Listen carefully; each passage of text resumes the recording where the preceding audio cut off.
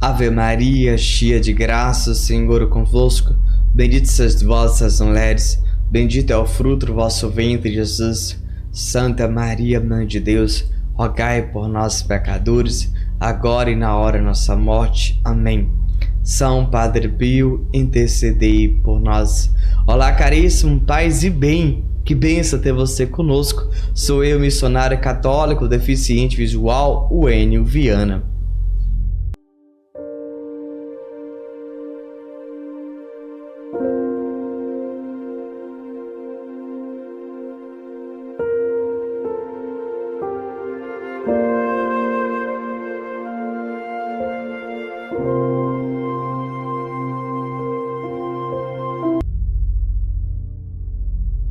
Se você ainda não é inscrito no nosso canal, se inscreve aí, deixa o seu like, isso vai ajudar bastante. Compartilhe esse vídeo para que mais pessoas possam conhecer o nosso projeto de evangelização.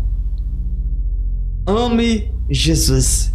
Quando a gente conhece uma pessoa, aquilo desperta em nosso coração de nos aproximar daquela pessoa e buscar conhecer. E aí naquele dia, eu busco sempre, de uma forma, digamos assim, normal, vê-lo. E aí, naquele dia, eu começo a querer saí-lo com ele ou com ela. Eu vou dizer ela porque eu sou homem, tá bom? Mas vocês vão entender que ambos os sexos. E aí eu vou querer sair. E cada vez mais, eu vou querer... muitas vezes aumentar, não somente talvez no domingo, mas no sábado, também sexta, e assim vai querendo aumentar, e quanto mais eu conheço, eu começo a amar. Isso é louvável, sim, e é isso que acontece conosco dentro da igreja. Você foi na igreja, sentiu bem acolhido, mas você começou a ir na Santa Missa. Aí você falou assim: padre, eu quero servir. Aí o padre falou: faça a formação de ministro extraordinário da comunhão eucarística, ou então da palavra. Aí o padre deu várias opções, certo? E você escolheu uma. Você começa a servir. Aí você: padre, eu quero entrar em uma pastoral, um movimento. Aí escolhe, pode ir, seja bem-vinda. Você entra em uma pastoral e você ali começa a ir, lindo, maravilhoso. Isso é louvável. Por quê? Você viu Jesus, ouviu a palavra, despertou e ali você decidiu estar com ele todo momento. É desse jeito que acontece, porque você conheceu e começou a amar. E é isso. A gente precisa entender que o amor, ele se desperta quando a gente conhece, certo? Só que a gente, muitas das vezes, enganamos nós mesmos. Vou dar um exemplo aqui concreto para você e você já vai me entender. O jovem fala bem assim: o dia que eu casar eu vou ser feliz, eu sou triste. Aí ele começa a namorar, aí ele noiva, e depois do noivado ele decide casar. Aí depois de um tempo de casado, ele diz para ela: ah, você não me faz feliz? Aí ela diz pra ele: você também não me faz. Aí na cabeça dos dois pensa: eu não casei com a pessoa certa. Na verdade, eles não entenderam o porquê se casaram.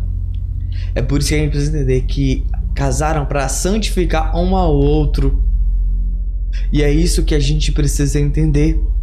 Muitas das vezes a gente aí vai e pensa que no casamento eu vou ser alegre. Não.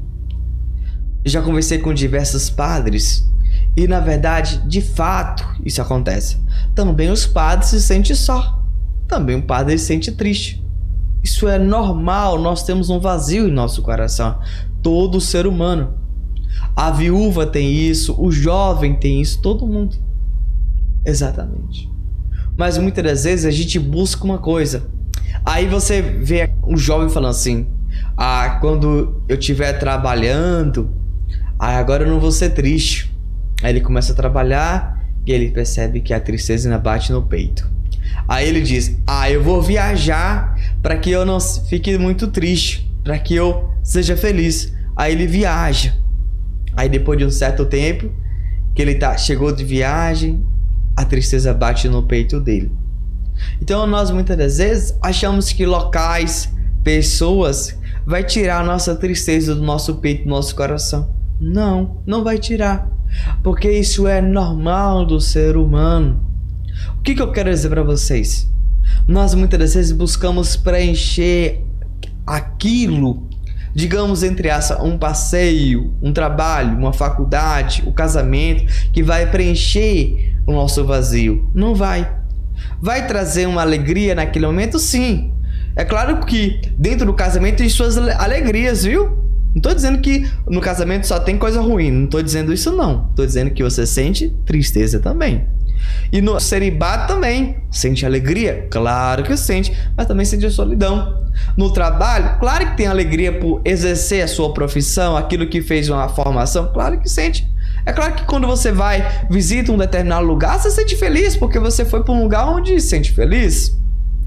E aí as pessoas dizem assim, preencha o seu dia que você não vai ficar triste. Aí a pessoa durante o dia sai, faz algo, preenche o dia.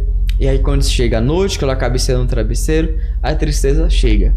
Aí você pergunta para mim, mas o Enio, mas ela preencheu o dia, ela saiu com os amigos, ela sorriu, sim, foi bom? Foi. Mas quando ela colocou a cabeça no travesseiro, a tristeza novamente voltou. Eu quero que você entenda que a tristeza existe para todos nós. Aí um jovem ingressa numa faculdade. Aí chega em um certo momento e ele fala, essa faculdade não é para mim não gosto dela não. Aí ele faz outro vestibular e começa outra faculdade. Aí chega na metade, aí ele fala, não, essa também não é para mim não, e muda.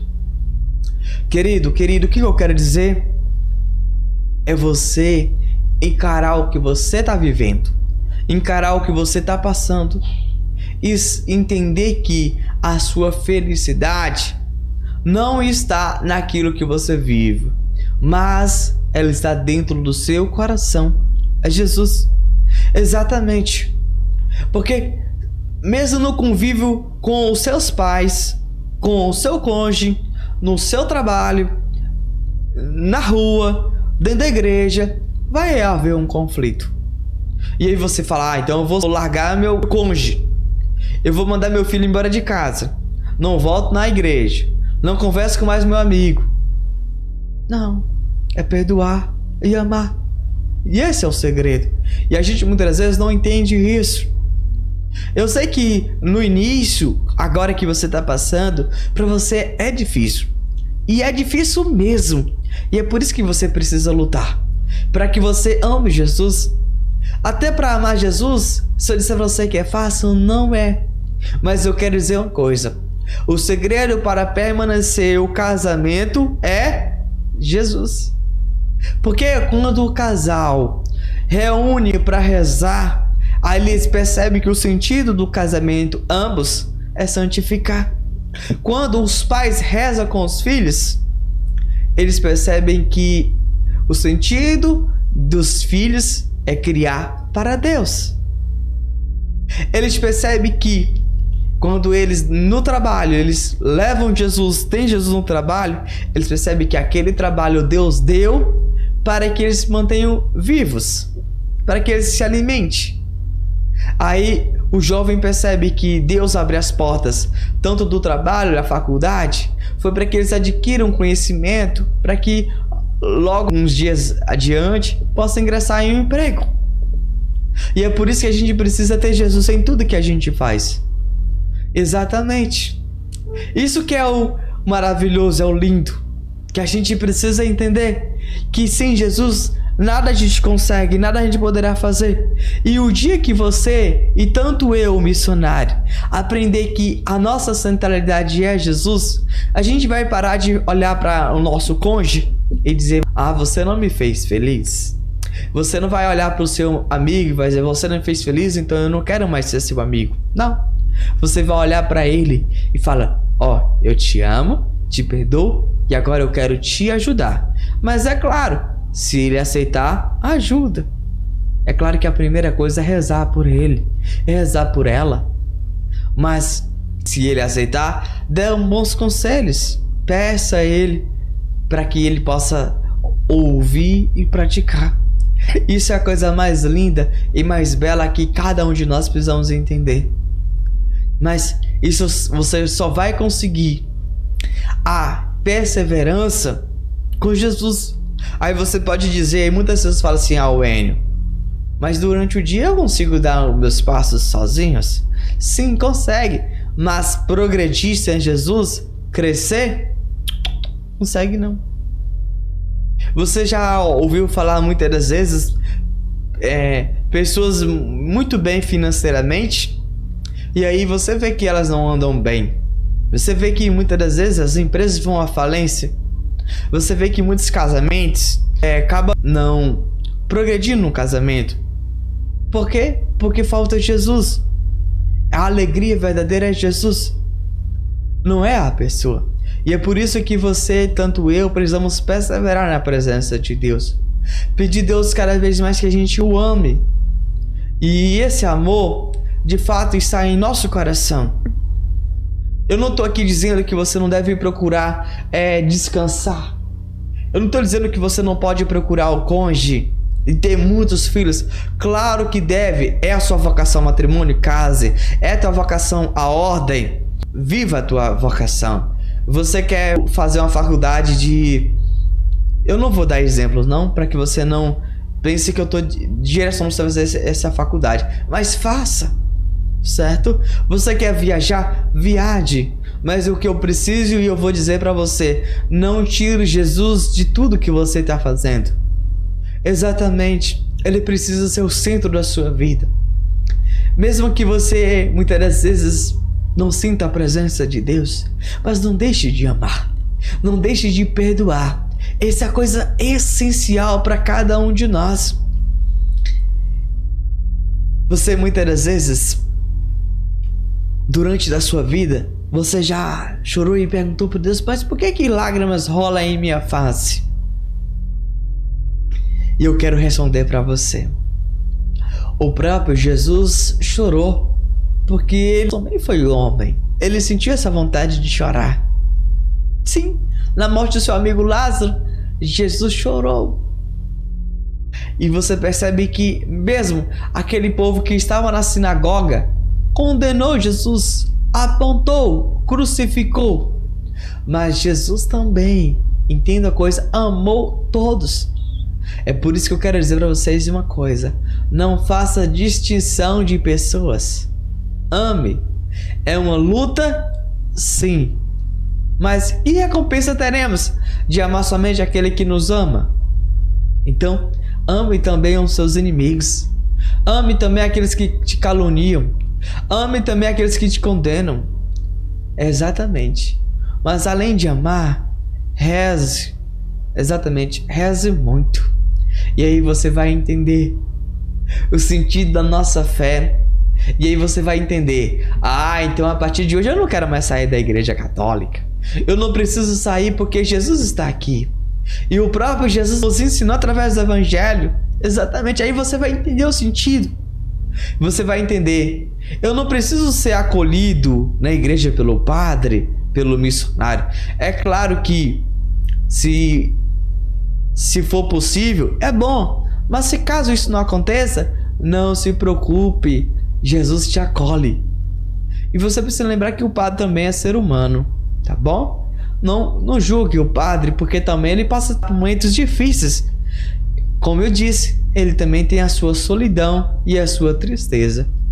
Mas eu quero convidar você a rezar pelos padres. Reze para que Deus cure ele e também cure nós e nos liberte dessa solidão que Jesus preenche o nosso coração. E é por isso que ame cada vez mais, abrace mais, porque nós não sabemos quanto tempo temos para respirar. Momentos difíceis temos, mas vamos passar de cabeça erguida e com Jesus. Amém! Preste atenção nesse relato do site Padre Pio de Petricina. Preste atenção, por favor. Padre Pio e a sua vida extraordinária entregue a Deus.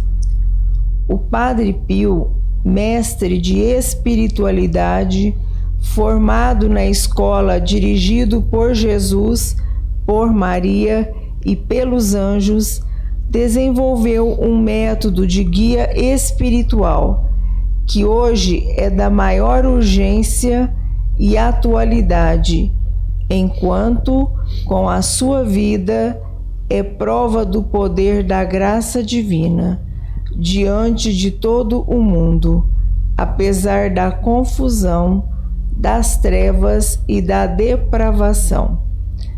O Padre Pio não perdia tempo com piadas. Não havia sequer uma palavra inútil na sua vida entre os homens. Não pregava, não fazia conferências. Pregação verdadeira era o seu exemplo, um modelo para os sacerdotes, para os religiosos e para os fiéis, com a oração contínua, com a maior penitência feita de jejum contínuo, de abstinência perene, de vigilância contínua, de trabalho constante, de caridade inexaurível, de obediência, de humildade, de precisão, de prontidão a toda solicitação, de dedicação às almas, feita de oferta contínua de si, sem economia, para interceder, para reparar, para obter misericórdia. Tudo isso na doçura, na benevolência, no sorriso, no silêncio, na amabilidade, que não conhecia limites. Sua vida era toda uma flor de caridade, bondade, de fé, de esperança, de confiança, de atos contínuos de imolação. Ele era verdadeiramente o guia santo e sábio. Sabia entrar na alma no ponto exato, onde a graça já agia. Ele era a grande descoberta. O Padre Pio não se impunha a alma, mas a acolhia e a ajudava. Guiava como um pai ou uma mãe a um filho. Não é de admirar que não poucas almas tenham deixado a casa, cidade e até a pátria para morar perto dele. Assim nasceu uma segunda San Giovanni Rotondo ao redor do convento, para viver na sua escola e aproveitar a sua direção espiritual. Experimentava-se o amor de Cristo através do amor do Padre Pio. Ele não prendia a si seu objetivo era prender a alma a Cristo. Era a verdadeira transparência de Cristo. O Padre Pio ensinava que amar sempre é a estrada que abre o coração para que Cristo possa entrar na alma. Ele tinha somente uma ambição: conquistar todos para Cristo, criar uma grande família de santos, e isso com todos, políticos, ministros, magistrados, trabalhadores, cardeais e bispos, jovens e crianças. Para todos tinha luz, indicações, direção e palavras de orientação. Os dois polos da vida do Padre Pio, o altar e o confessionário, testemunham, portanto, como capuchinho estigmatizado, amava as almas com o coração e no coração de Cristo. Ele refletia esse amor que transmitia e ensinava, ajudando a todos. De fato, dizia: sou todo de cada um. E aos seus filhos e filhas espirituais gostava de repetir: vocês são sangue do meu sangue, porque eu os gerei para Jesus na dor e no amor.